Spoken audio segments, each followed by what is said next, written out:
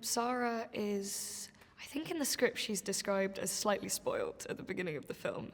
And she's very kind, she's got her close group of friends, and I think she's a very kind of normal girl. You know, she goes to the cinema, she does all these things, but sort of hidden in it there's this boy, Julian, who she's sat next to for 5 years, I think, and she's never actually learned his real name because everybody calls him Torteau.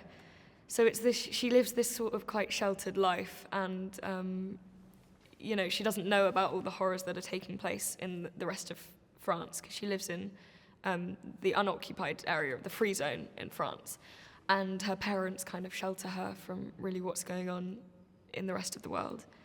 And then later in the story, we think of it kind of as a coming-of-age story because it goes over 2 years. She gets 2 years older. So Orlando, I'm wondering what he said about me now, but wait. Orlando he's from Melbourne. He's my age, and he plays Julian. And I think it's been really interesting because very quickly we became very close friends. Because like I said, we were living together kind of in the hotel or by apartments right next door to each other through the rehearsal period as well. So we very quickly became very close with each other. And I mean, it's interesting because he's done a lot more work than I have.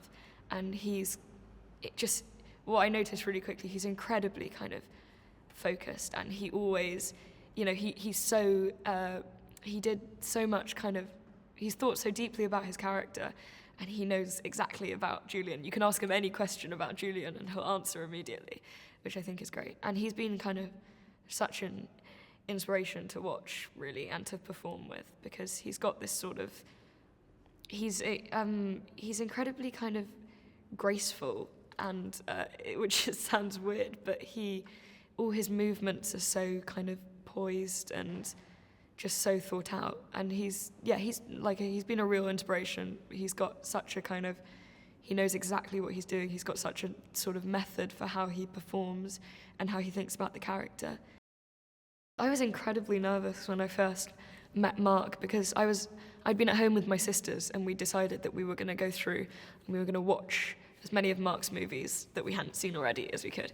And so that just made me really scared, because I then turned up on set kind of having watched these amazing movies which I loved, like The Finding Neverland and The Kite Runner, and just thinking, oh my God, he's such an incredible director and I'm going to get to work with him.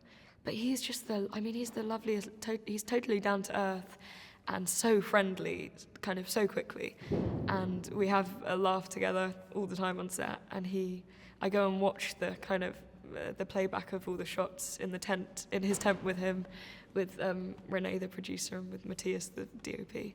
And it's just been so lovely. He's just so kind of, also just really generous in terms of, you know, the acting. So I'll turn up in the morning and I'll say, you know, well, what do you think for this scene? Because maybe the stage direction will say, kind of, Sara cries, and I'll say, well, do you think that she would? And he says, well, it's up to you, it's your character. You know, he'll give a direction, but then he'll say, well, ultimately, you know, you have to feel what's right for you, which has just been so lovely. And then it's really interesting because I feel like after a while I've really got a sense of like almost like what he's going to say after a take.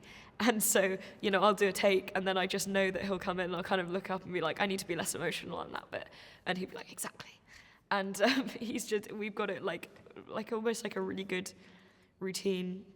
And he's really concise in the way that he says things. He's got an incredible way of kind of, if I'm confused about how a line should be said, he just goes, well, it's just said like that.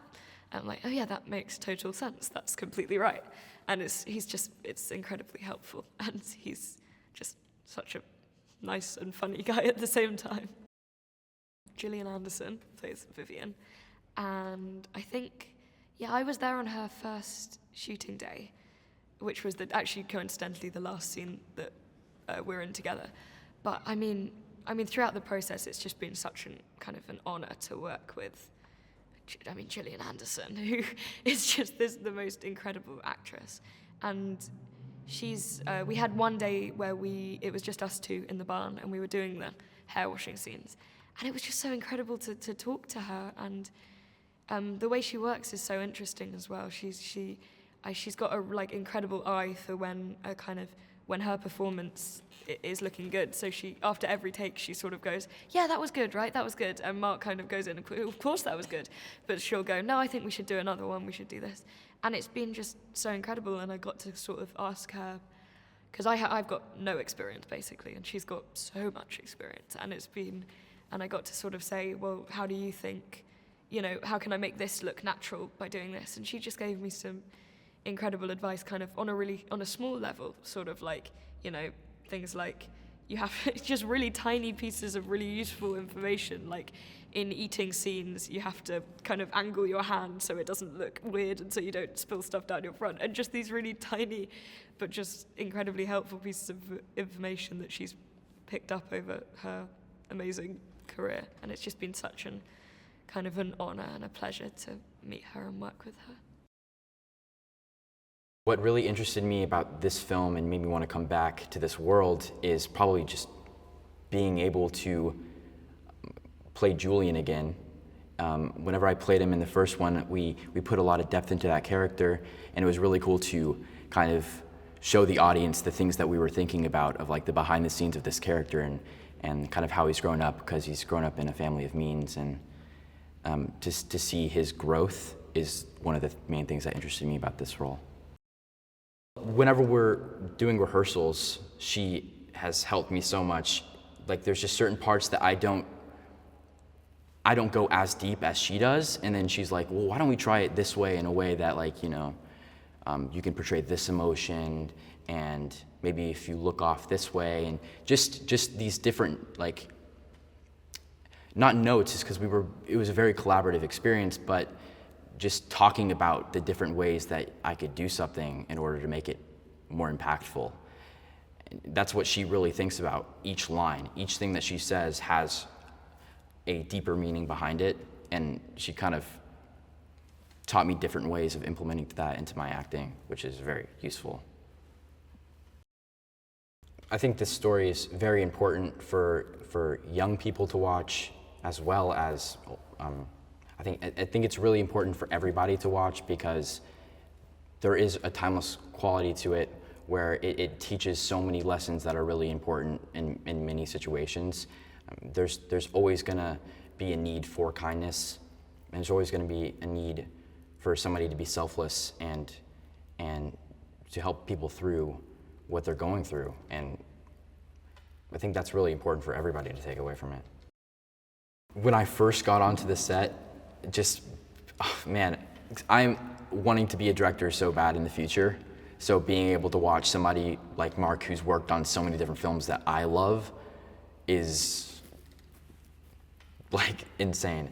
So just watching how he puts everything together and how everybody like loves his work so much, they all really want to be a part of that. Whenever I was doing Julian the first time, it wasn't like, oh, I'm gonna really get into this and like go into the depths of Julian. But now, as he gets older, you can kind of take a step back and really try to give the character more life and make him feel like he has his own issues.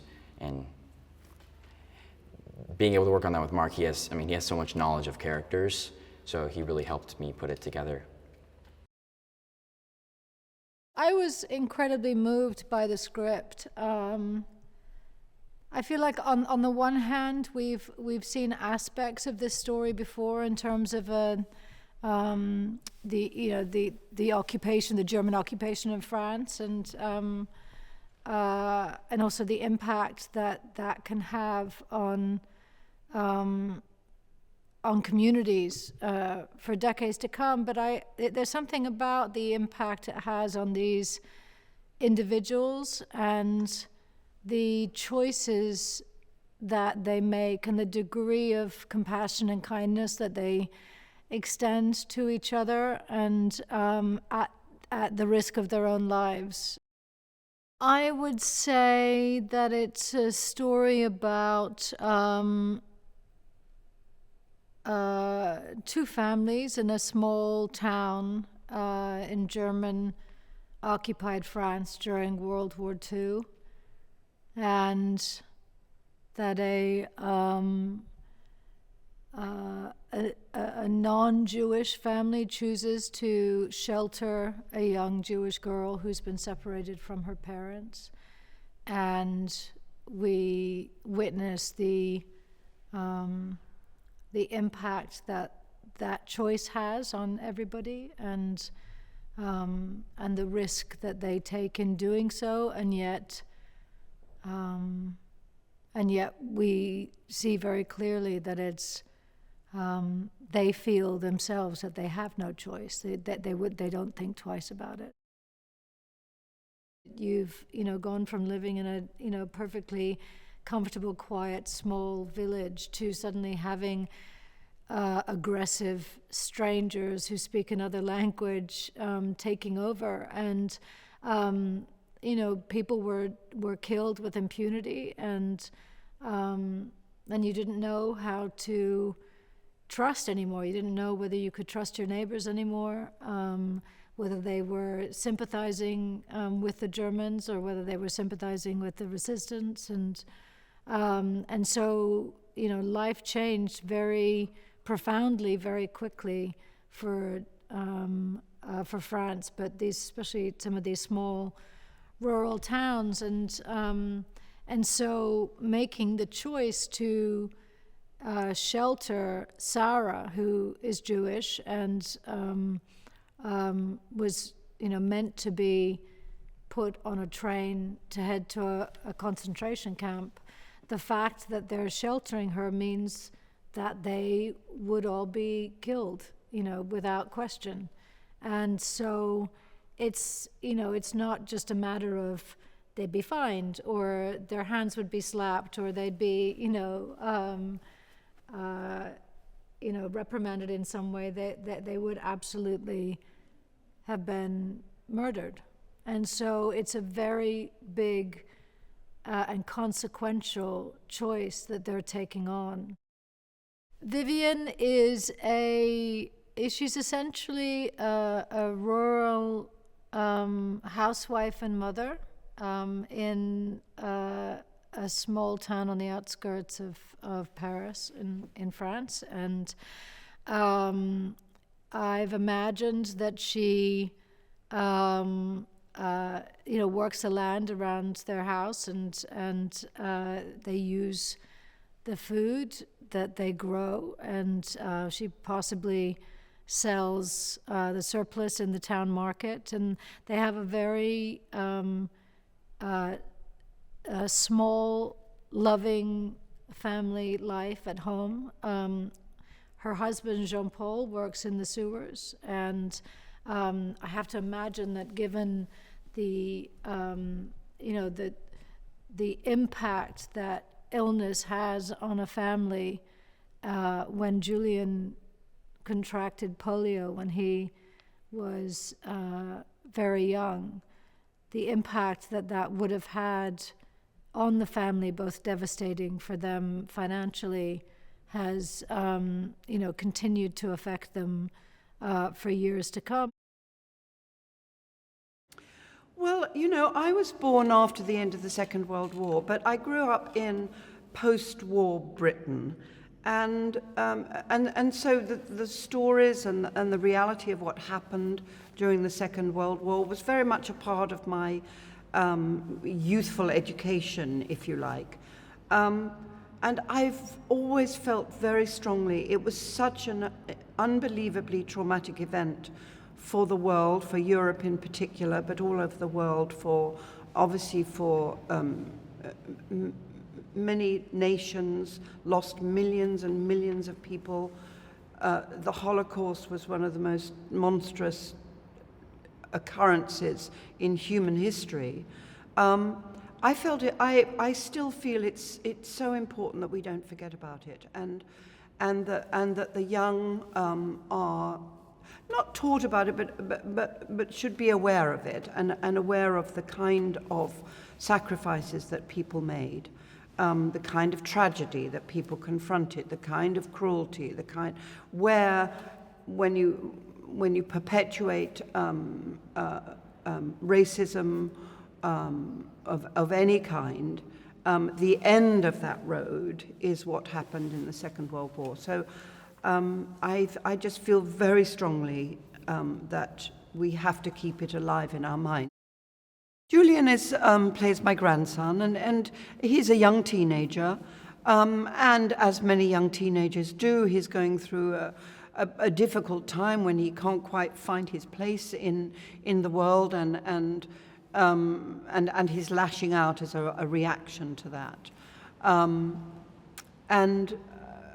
Grand-mère, who has his grandmother, who has had this extraordinary history in her life of what happened to her when she was his age, is trying to make him understand that the world is, of course, is a complicated place with darkness, but as Martin Luther King says, you have to find the light within yourself. Darkness will never drive out darkness. So, that is the lesson that she is trying to teach him, simply through telling him her life story.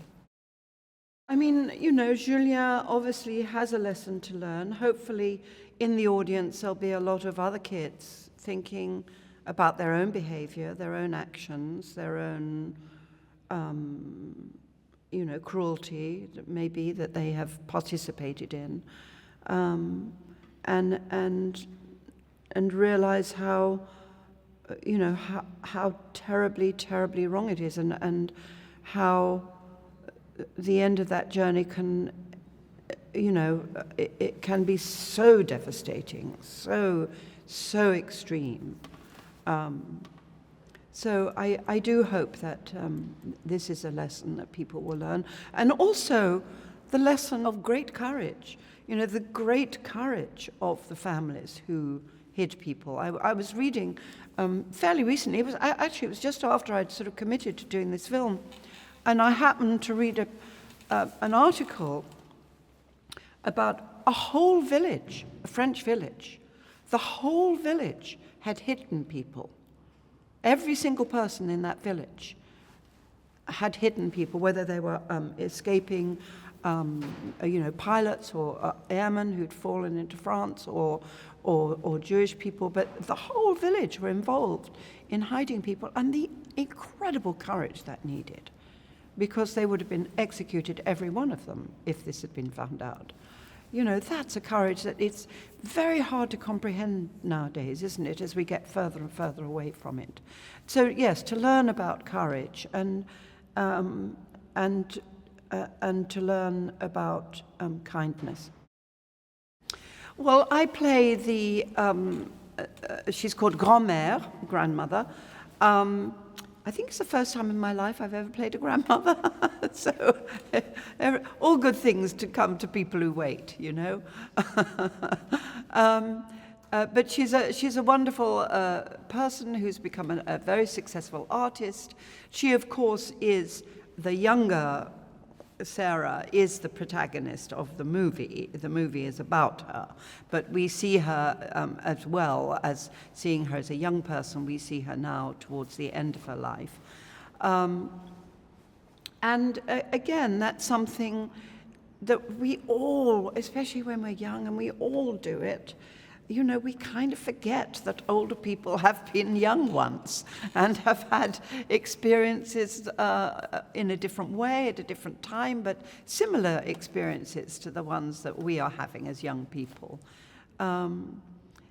It's in the nature of youth to say, it's my turn now. Now I take the world. You're letting go of the world. I'm taking hold of the world, and that's a very natural thing to do, but it's good to be reminded that older people do have a history, were young once, and sometimes went through exactly what you're going through, sometimes went through something completely different.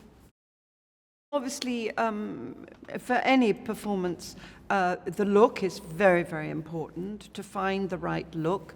So we were lucky. I think we got the look very quickly, and that was very important. Sometimes you can't quite find it, and even when you start shooting, you haven't really found it. But with this one, we found it very quickly, and Marc is very sensitive, very observant, and I feel if he says yes, that's right. I feel he knows what he's talking about, and if he said, I think we need to work on this or that, so I get the sense that he would be right about that. So it's great to be in the hands of someone that you respect on that level, that you absolutely can, take their guidance. So I play Max. Max is a doctor. He's a father. He's a family man, and we have a very loving family. I'm married to Rose. I'm father to Sara. We're French, and we're Jewish. I think it's an incredible journey because we meet. The film, we start seeing Sara when she's a grandma, but then we jump back and we see a most sweetest 6-year-old, having a picnic in the woods with her parents and growing up to be this beautiful, smart, funny, loving teenager, living the life of a teenager with, starting to feel having romances and then so quickly everything around her changes so drastically and the world collapses and she has to shift very, very quickly into survival mode and it's just very interesting and moving to see how Sara does this. Well, Ariella is just, it is insane what an amazing actress she is, processing this complex part and breaking it down in such a brilliant way. She is so transparent emotionally. You see everything that's going on inside her. And I really felt that she's a wonderful actress to work with, a partner. I think she understands the character so deeply, with so much wisdom, and yet innocence, and she brings this freshness to the acting, to the story. I think she's absolutely amazing. You find Vincent in school. He's very happy to call particularly Julian and Sara his peers. I think he's a very aimless teenager. I think he's, it's a period piece, but I think he's a teenager that you could see in pretty much any school today. He's very sort of quiet and he's semi-reserved, but I think he's clearly, quite popular and is maybe aware of that. And I think he's a very sort of, he's a very sort of average, cool teenager that, I've seen in my life. So I think that was what makes Where He Goes so shocking. Ariella and Orlando, I have a lot of love for both of those people. As someone that, I was such a fan of the story, I feel like I've got a golden ticket getting to watch both of them tell it so sensitively and do it so well. And they are very, very, very talented people, and and as people, they're just as lovely as their characters, and just getting to know them has been really lovely because I love them very much. I think it's important on so many levels because there is without a doubt things are not better, things are not cured, if that makes sense, when it comes to anti-Semitism and racism today. But it's also such an important story of just basic human kindness, and that's something that Wonder did so well. because being kind isn't controversial, and telling it in these circumstances where the stakes are so much higher for these two characters, Julian and Sara, it just feels, it feels very important. I think the themes of the story have been told before, but I think the fact that they're being told in this way, and I think it's very new and very exciting at the same time as being grounded in history, because pretty much everything in this story is grounded in history. It's fictional characters put in very real circumstances. So when I get the script and I've heard what the director's vision is of the script, because often they have a very clear way they want to do it, I start just in a very basic way making lists of each character and what their needs might be. I'm very often after a budget quite early on, so I need to kind of do a fairly good list of what everyone's needs are, whether there's stunts involved, whether they get wet, whether they ride horses, jump through windows, whatever. And then at the same time, I'm probably intrigued enough to start researching the look, and this was 1940s rural France, which, I have a vague idea about, but I wanted to be more specific. I'm putting all those things together, and the more I go through the script, pulling each character, the more I get to know the script. And then I will probably start either in a costume house, if it's something like this film, the stock exists, and you're better with old clothes because they've got life already. There's no point in making things and then having to age them if stuff exists. Now, at some point of that process, Marc sent me, he was doing location scouting here in Prague, and he sent me photos of locations, so I knew the sort of sense of where we were and the type of landscape and what the school was going to look like in that wonderful castle. And so you just... Slowly, it all becomes, if I dare say it, obvious what people should look like. Dresses, pinafore dresses, skirts with straps. That was something I always remember, so it didn't fall down, because at that age you don't have a waist. And little blouses, and I keep a little bit of red coming. Marc thought, and apparently the writer thought, a little bit of red. It's not in every single costume, and we're trying to make it not too obvious, but a little bit of red is in the fabric or in her accessories. But basically, she's just a very nice middle-class girl. She has nice socks and sandals until she gets the red shoes. Doesn't like her winter boots because she thinks they're clumpy. She runs away literally in her school pinafore dress. She's got a sweater under the school smock. She doesn't take her coat because she's left it in the art room. Miss Petitjean gives her a scarf, which she then will keep throughout the whole barn sequence, and we see a little bit at the end when she goes to Paris. I wanted to show the brace, so I did put him in shorts, and then at the beginning, and they're always so mean to him, and he's got this little balaclava, and there's just something that's so sad, and obviously it's really cold, and gosh, it was cold where we were shooting. So he's got this little balaclava, and then his coat with a belt round it, and shorts. And then a very European thing to do is you put tights under the shorts and then socks. So that sort of gives it a warmth, but still he's in shorts.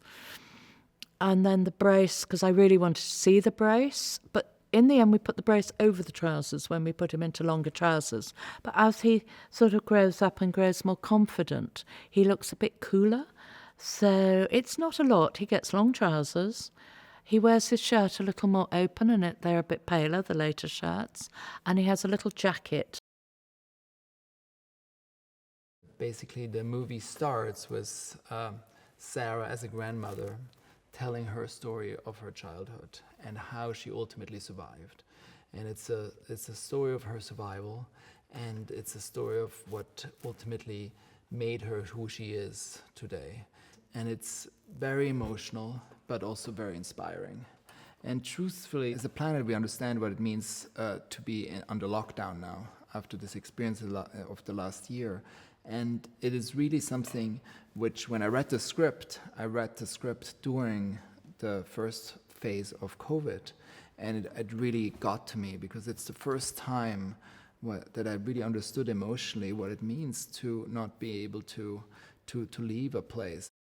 You were looking who would have the right chemistry, because it's a love story. You want to make sure that your leads have the right chemistry to portray this love story, because what you want is its first love. You want the audience to fall in love with them. You want to go and transport them back to your first love. You want to experience this love, and you want to have actors who will be able to bring that love to life and make it believable.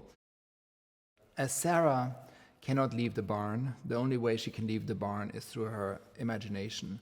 And Sara is an artist, she draws, she has a wild imagination, and through her imagination, we go into the magic realism. Through her point of view, we walk into the magic realism, and she ultimately brings Julian into that magic realism. So Sara invites Julian for a nice ride into Paris, and he finds it ridiculous.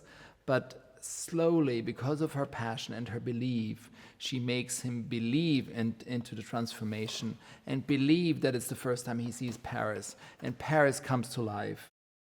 What's incredible about the two is because this movie is told out of the point of view of Julian from Wonder, who was the bully, and the bully ultimately in this film has the possibility for redemption and goes through a redemptive act of transformation and comes out the other end. Bullying is such a theme in the world today, but it's also that we all have this possibility to redeem ourselves.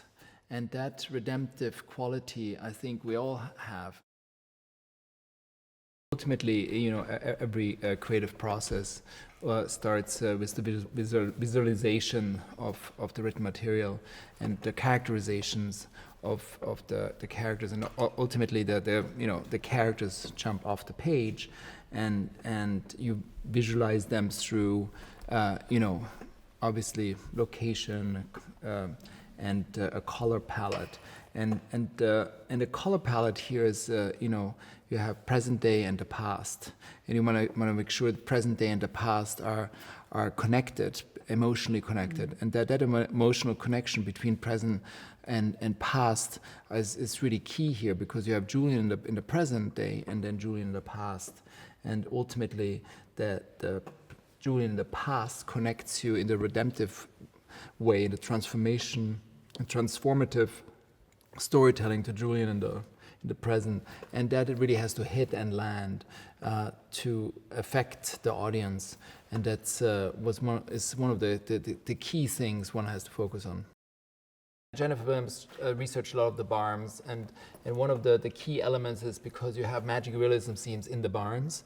But at the same time, you also need light to light the barn, because a lot of scenes are at night. So ultimately, you have to make sure that the light can come from outside into the barn, because you have no electricity. But at the same time, you also need to project a movie and the magic realism scene inside the barn. So some part of the barn has to be in stone and some part has to be in wood.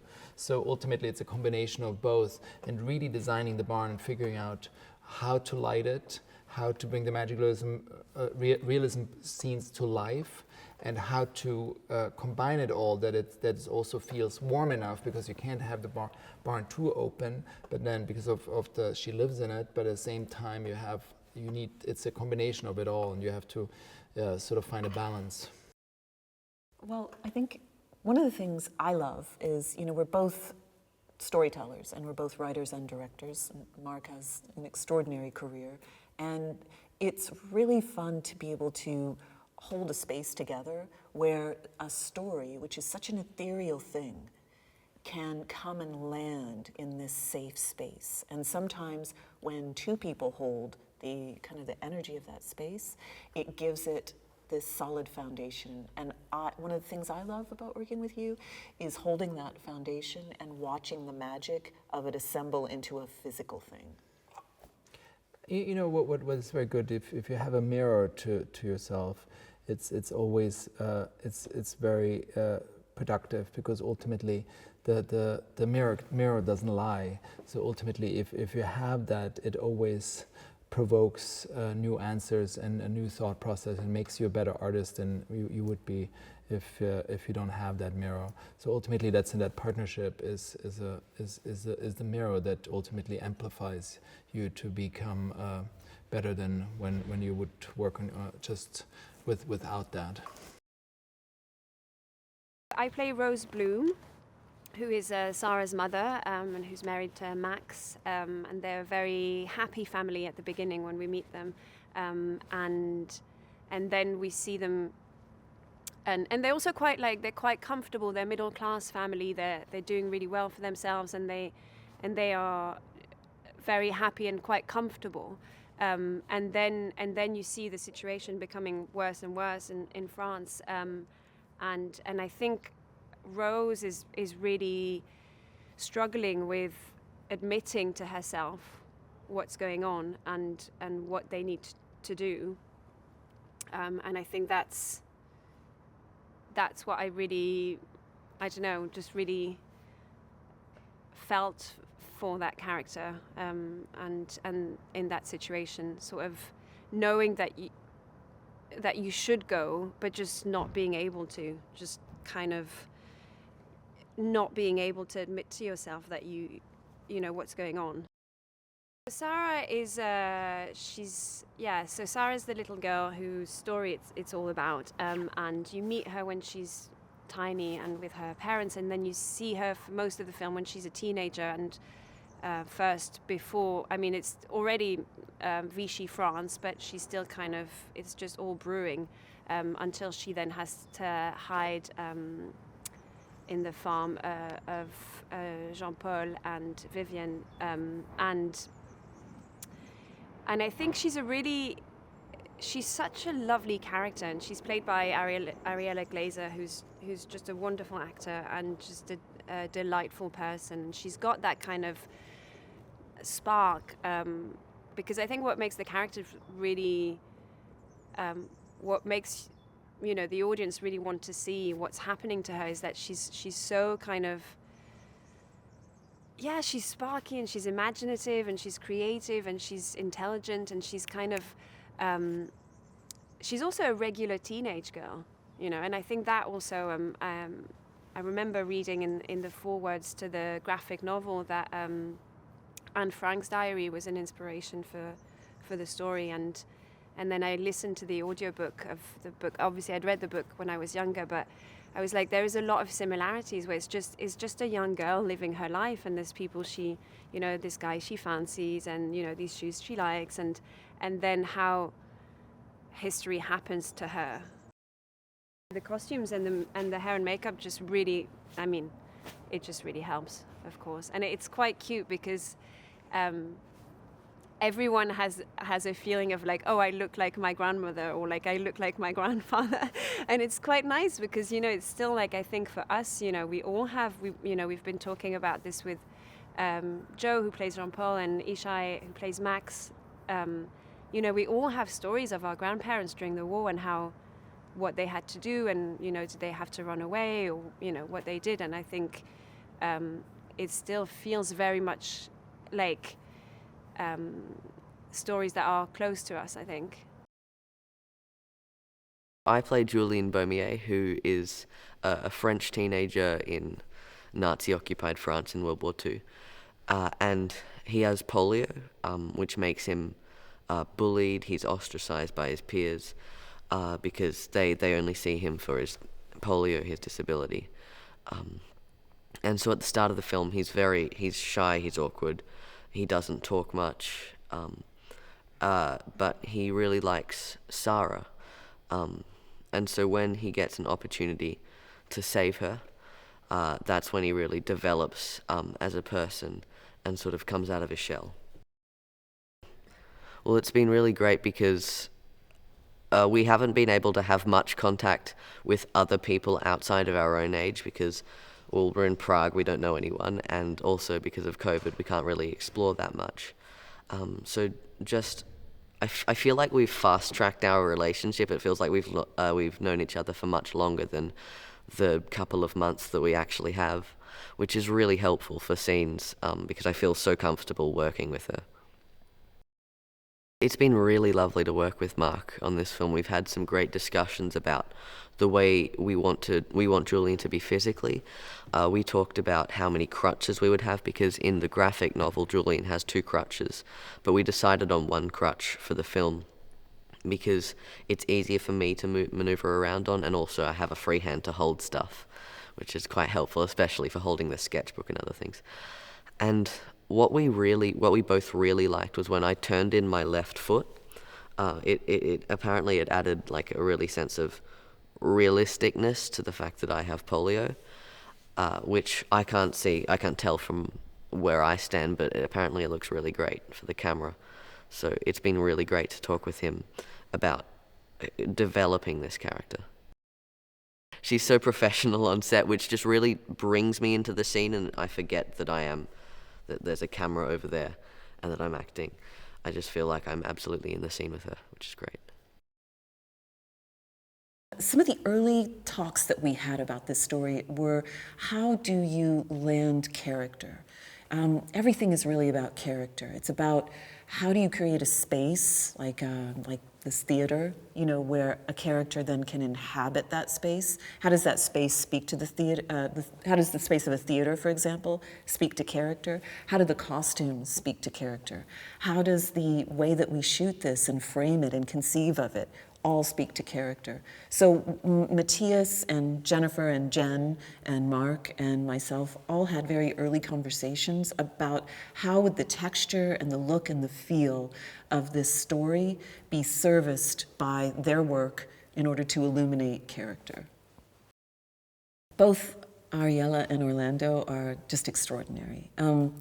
This casting process was a little bit different than the norm because of having to do everything remote, but they did get to, eventually read together, and there was just such an immediate chemistry. Their process, each actor has a little bit of a different kind of process of how they kind of inhabit a character, and we felt like that was a great combination of energies. They both had a little bit of not an opposite, but a different way, and that energy together created an electricity. And they both are so extraordinary. They have long, long careers ahead of them, both Marc and I believe.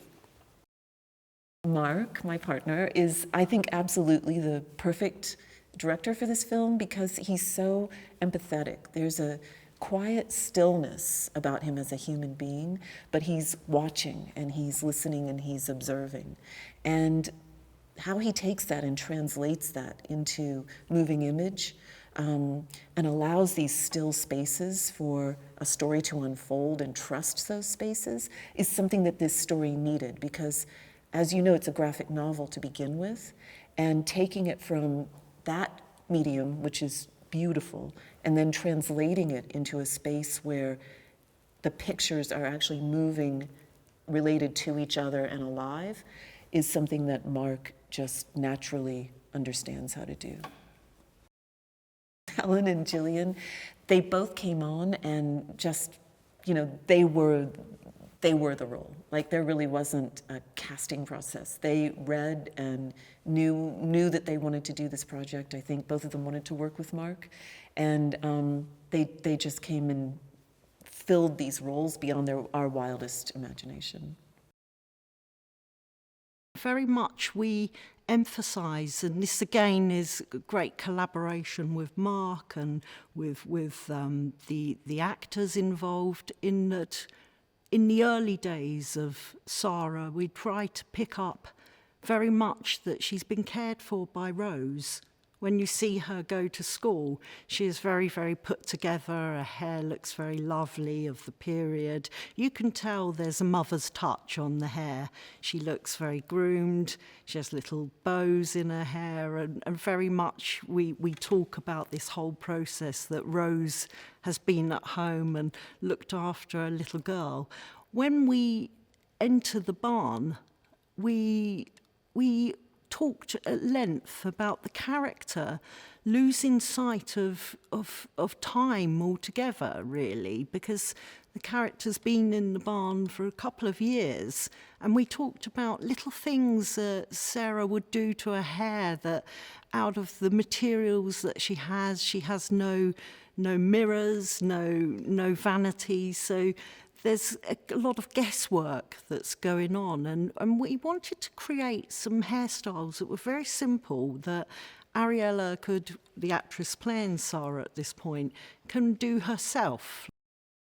Julian in the story very much at the beginning. Tortue sort of hides himself behind this little bang he has, and the hair looks very textured and natural. But as he progresses his journey and becomes more confident in his love for Sara in the barn, we kind of morphed his look into something a little bit more confident, like the character has combed his own hair and pushed it back, and we can see his face more. So I've loved developing that.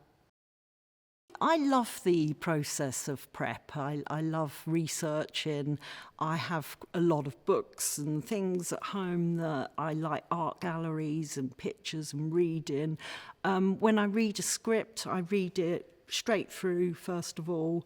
Then I read it again. And then I also read the graphic novel on this to see if there's other suggestions or ideas that can bounce. And then I look at a lot of pictures and I start picturing the characters, and I put together a little bit of a mood board. So I collect pictures of characters that I know are going to age, like, for example, Sara significantly Max ages quite a bit in the film, as do some of the other players and stuff. So, and other day players, people like the Lafleurs, I kind of thought about them in a slightly earlier period to the 40s, because of course older characters are never quite in the modern period of time. Then of course we have all the modern sections. So I just put about a book of each character with ideas that were purely from my heart and from my feelings of reading the script, and just ideas to bounce.